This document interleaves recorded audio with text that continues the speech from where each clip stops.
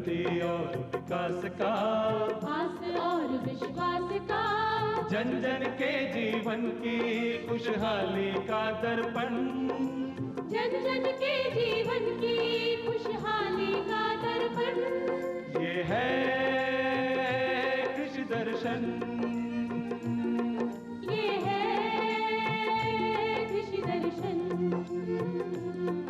ये है कृषि दर्शन। परातंत्र की बेड़ियों को जब रावी तट पर तोड़ा था, इस अवसर पर ही हमने संविधान से नाता जोड़ा था। गणतंत्र दिवस की सभी देशवासियों को, हमारे किसान साथियों को हार्दिक शुभकामनाएं और साथ ही साथ स्वागत है आप सभी का भारत सरकार के कृषि मंत्रालय के कार्यक्रम कृषि दर्शन में। मैं हूं आपके साथ चंचल। नमस्कार किसान भाइयों, गणतंत्र दिवस, स्वतंत्रता दिवस ऐसे अवसर हैं जब हम अपने घरों में, अपनी गाड़ियों पर अपने राष्ट्रीय ध्वज को लगाते हैं, बड़ी शान से फहराते हैं। और जो हमारा राष्ट्रीय ध्वज है वो हमारे आज़ादी का प्रतीक है, हमारे देश के गौरव का प्रतीक है। इसीलिए इसका सम्मान करना हमारी जिम्मेदारी है, हमारा कर्तव्य है।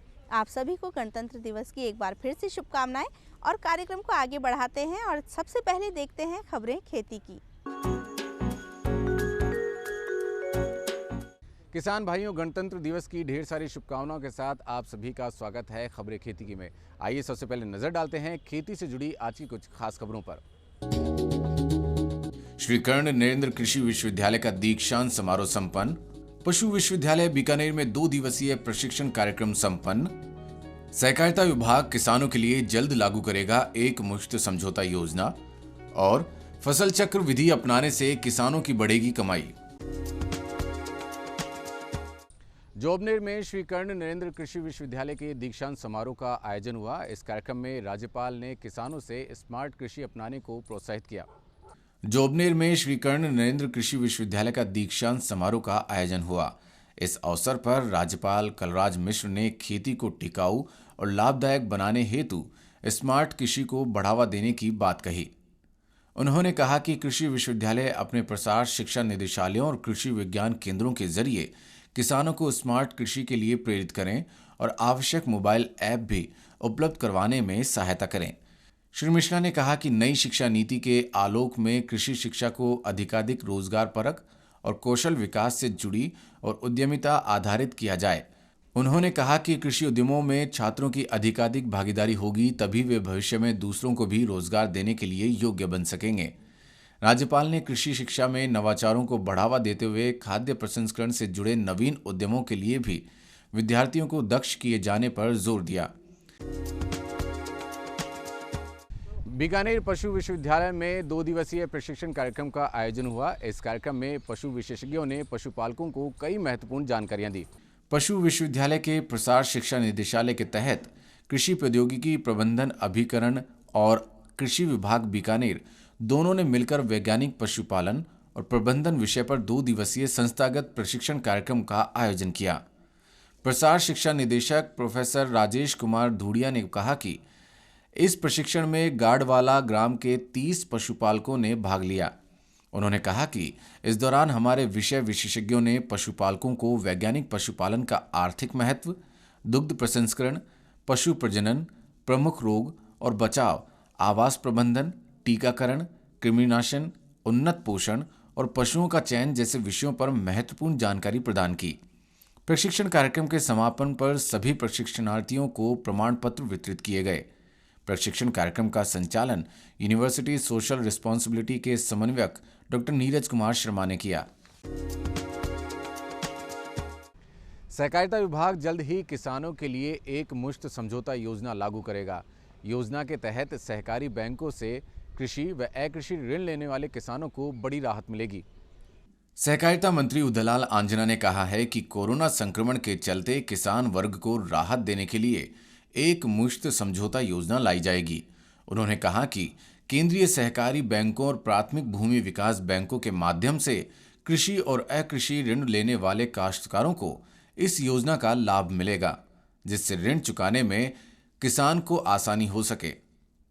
श्री आंजना ने कहा कि एक मुश्त समझौता योजना के माध्यम से किसानों के ऋणों पर ब्याज दर को कम करने के साथ ही अवधि पार और दंडनीय ब्याज को भी कम किया जाएगा। ऐसे अवधि पार ऋणी किसानों को भी राहत दी जाएगी जिनकी मृत्यु हो चुकी है।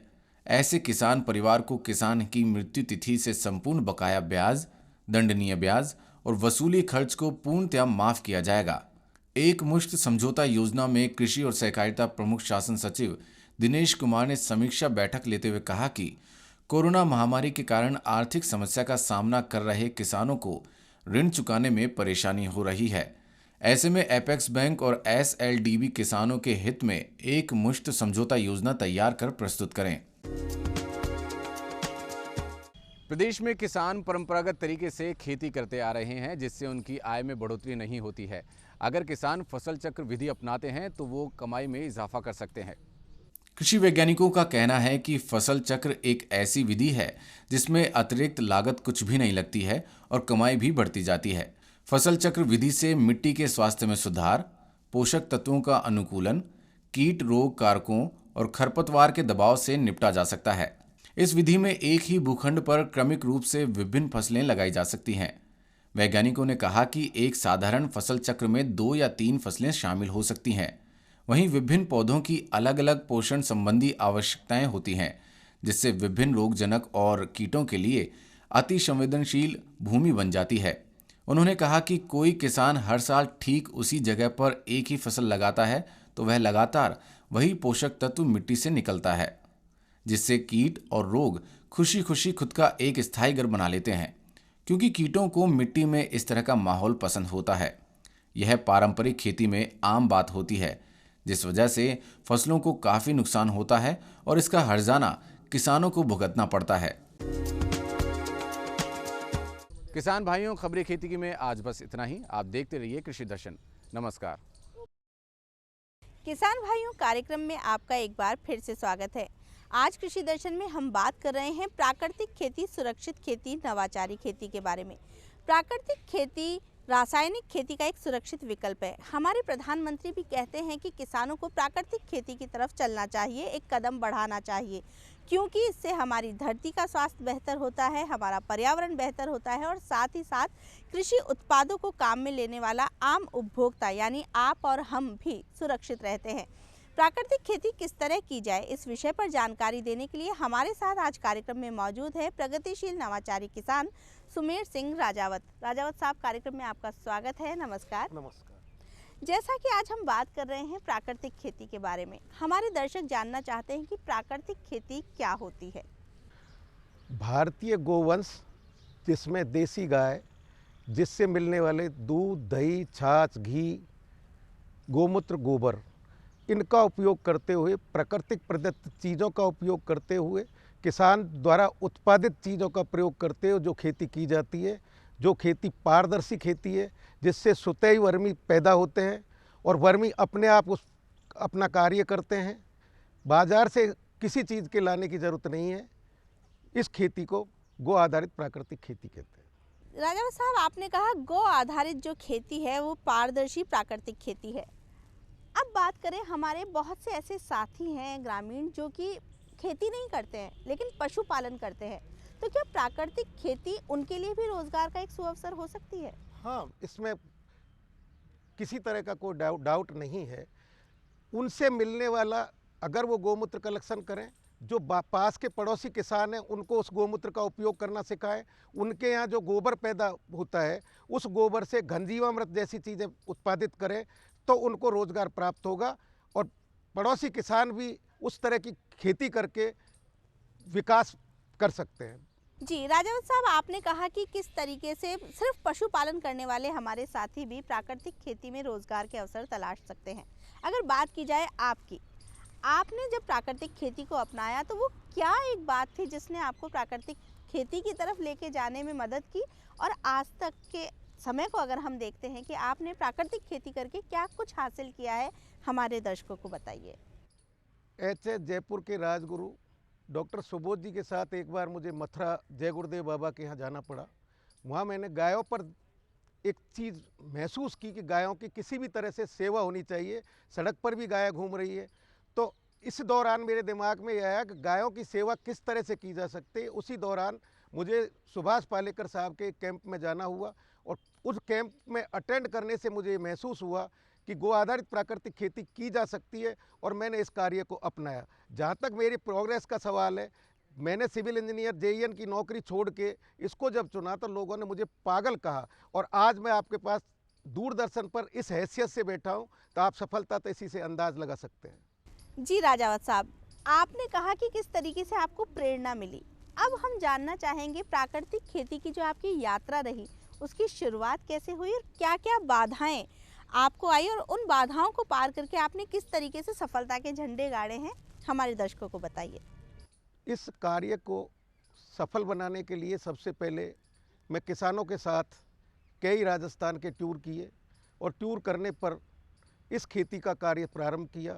काफ़ी इस खेती को करने में मैं भी भयभीत था, कोई भी इसके लिए ये कहने को तैयार नहीं था कि इस तरह की खेती की जा सकती है। ये सही एक बहुत बड़ा चैलेंज मुझे प्राप्त हुआ। मेरी जहाँ तक दिनचर्या का सवाल है, दिनचर्या में जब भी बिजली आएगी मुझे जगना है। सुबह 3 बजे 4 बजे जग के गायों को संभालना है, उसी के साथ साथ हवन प्रक्रिया पर भी काम करना है, चूँकि हवन भी अपने आप में 94 से 95% वायरस समाप्त करता है उससे निकलने वाले धुआं से। अब उसका प्रयोग भी लखनऊ यूनिवर्सिटी ने, एग्रीकल्चर ने ये पाया कि उसका अगर खेती में प्रयोग किया जाएगा तो 94 से 95% वायरस समाप्त होता है। तो ये नियमित रूप से आम की लकड़ी पर गुड़ डाल के उसका हवन किया जाता है, और हवन करने के लिए जो दिनचर्या चाहिए उसमें अष्टांग धूप, अगर तगर, चंदन का बुरादा, गोकुल धूप, नागरमूता, छेल छबीला, ये सारी चीज़ें डालते हुए गाय के देसी घी से हवन किया जाता है। उस भभूत को जीवामृत में डाला जाता है। हवन करने के बाद गायों की सेवा पर लगा जाता है। गायों गोमूत्र इकाई डेवलप की गई, गोमूत्र ऑटो इकट्ठा करने के लिए उस पर काम किया गया। जीवामृत पहले ड्रमों में घोड़ा करते थे और घोड़ के उसको खेतों में ले जाके डालते थे। काफ़ी मेहनत का कार्य था। जीवामृत के साथ साथ हमने घनजीवामृत भी बनाया। घनजीवामृत बनाने के लिए एक मशीन का आविष्कार किया उसको छानने के लिए। जैसे जैसे वो मशीन, हमने घनजीवामृत का उपयोग भी किया। जो कोई हमें मिला उसने हमसे कहा यही, ऐसा हो ही नहीं सकता कि एक गाय से 30 एकड़ ज़मीन की जा सकती है। उसी श्रृंखला में हम धीरे धीरे जीवामृत बनाते रहे, ड्रमों में बनाते, ड्रमों से बनाते बनाते खेतों में सीधे डालते, धीरे धीरे उसको और ज़्यादा डेवलप किया। फिर हमने हाथ से घोड़ने के बजाय एक मशीन तैयार की, उस मशीन से जीवामृत बनाना चालू किया। उस मशीन के बाद में हमने टैंक बनाए, और टैंक बना के उस टैंक में उसको डाला, और डालने के बाद उसमें मोटर लगा के उसको फील्ड पर भेजने की हमने प्रक्रिया चालू की। फिर भी हमें संतुष्टि नहीं मिली। हमारा गोमूत्र भी बेकार जा रहा था काफ़ी मात्रा में, और जीवामृत प्रॉपर जो खेतों में जा रहा था वो नहीं जा पा रहा था। चलते चलते हमने उनको धीरे धीरे करके आज मैं दावे के साथ ये कह सकता हूँ कि हमारा 90% जीवामृत की ऑटो इकाई डेवलप हो चुकी है।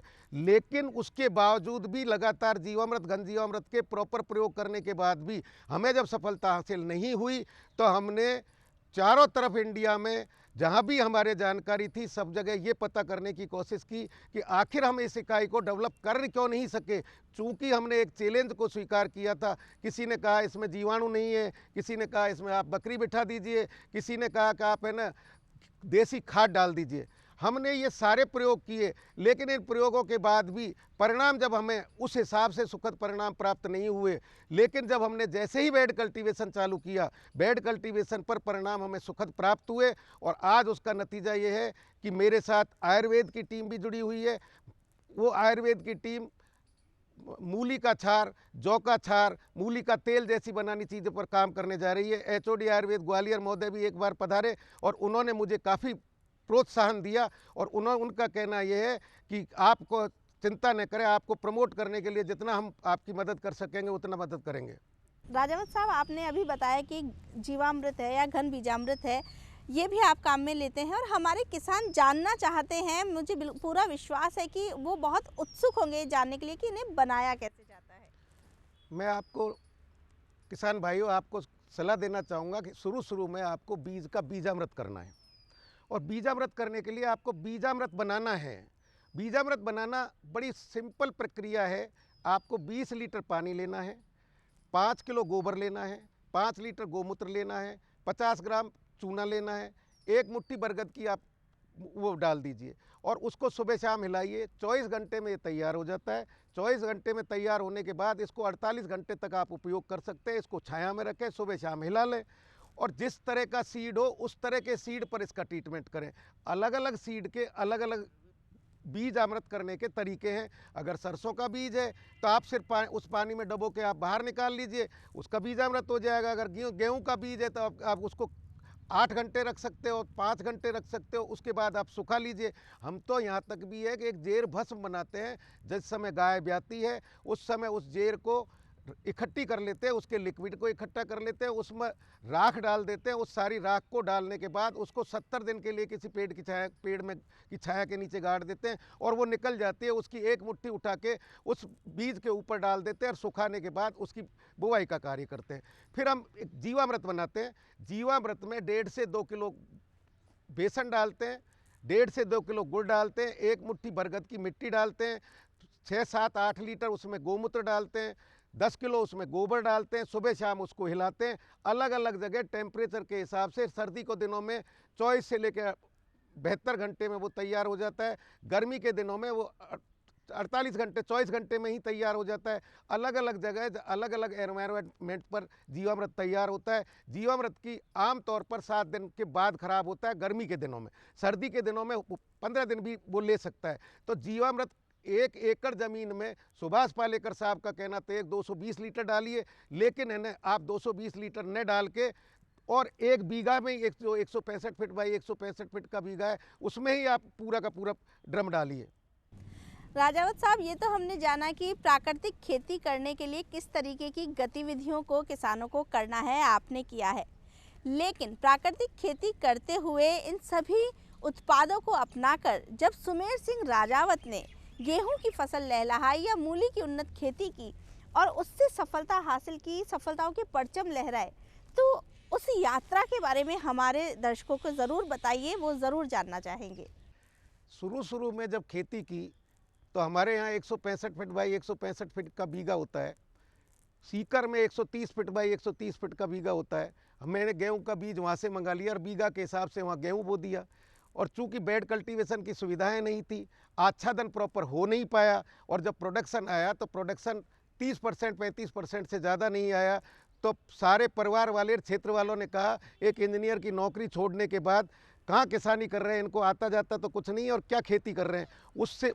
उसके बावजूद भी मैंने अपनी आप के हार नहीं मानी और कार्य करता चला गया। कार्य करने के बाद मल्टी लेयर फार्मिंग जिस दिन डेवलप करेंगे तो किसान भाइयों को 100% सफलता मिलेगी, जिसमें अलग आप बहुआयामी फलदार वृक्ष लगाएं, कम टाइम के आप पेड़ जैसे पपीता है इस तरह की फसल करें। ये उनमें आच्छादन जैसी चीज़ों का हमेशा सैदा अगर अपन प्रयोग करेंगे तो 100% सफलता मिलेगी, इसमें कतई दो राय नहीं है।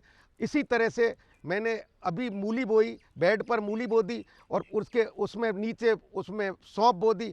मूली निकाल ली मूली के छार बनाने के लिए, मूली का तेल बनाने के लिए। अब सौंफ उसमें लहरा रही है। बेड कल्टीवेशन पर सिर्फ जीवामृत पर जो गेहूँ बोया है वो गेहूँ आज की तारीख में बहुत अच्छा है और धीरे धीरे करके आज हम दावे के साथ कह सकते हैं कि गो आधारित प्राकृतिक खेती की जा सकती है, जिसमें किसान को किसी तरह का कोई खर्चा नहीं होगा और सफलता अवश्य मिलेगी।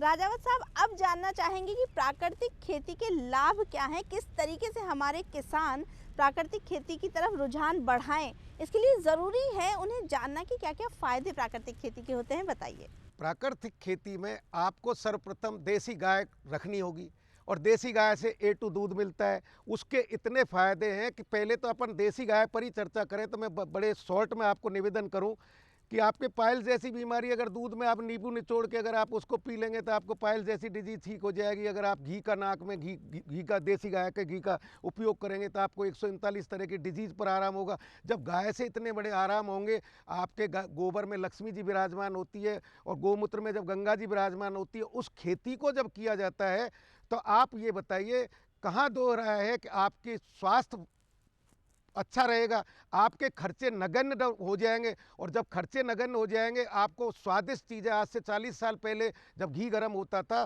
तो आपको दूर से खुशबू महसूस होती थी और आप उस चीज़ों को जब आप खाएंगे तो आप पौष्टिक बनेंगे, और जब पौष्टिक बनेंगे तो हेल्थ पर आपका खर्चा नगण्य होगा। हेल्थ पर खर्चे के साथ साथ आपके जब खर्चे ही नहीं हैं तो उसके बाद आपके मेडिकल पर आपका खर्चा नहीं होगा। जहाँ तक ज़मीन का सवाल है, एक बार मेरी अंग्रेज़ों के साथ दीप्ति अग्रवाल मैडम के यहाँ एक मीटिंग हुई, जिस मीटिंग में सारे अंग्रेजी में वार्ता कर रहे थे। मेरा अंत में समय आया, उसमें एक प्रश्न था कि ये कार्बन जो है एनवायरनमेंट में पहुंच गया है, इस एनवायरनमेंट के कार्बन को भूमि में कैसे ले जाया जा सकता है। तो मैंने हाथ खड़ा करके जब ये कहा कि अगर हम जीवामृत का उपयोग करें, घन जीवामृत का उपयोग करेंगे तो एनवायरनमेंट का कार्बन धरती में चला जाएगा। आज की तारीख में जब टेस्टिंग कराई गई मेरे अपने वाले खेत की, तो ज़िले में सबसे पहले नंबर पर कार्बन है। मुझे स्टेट लेवल पर तो जांच नहीं हुई, जब पता लगे कि कौन से लेवल का कार्बन है।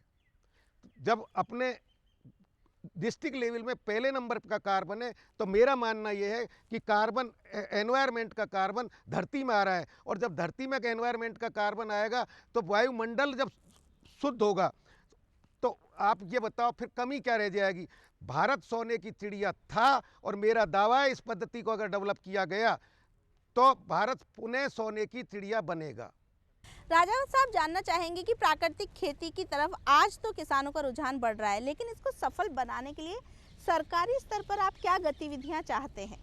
गो आधारित प्राकृतिक खेती करें तो क्या उनके उत्पाद वास्तव में क्वालिटी वाइज गो आधारित प्राकृतिक खेती के हैं?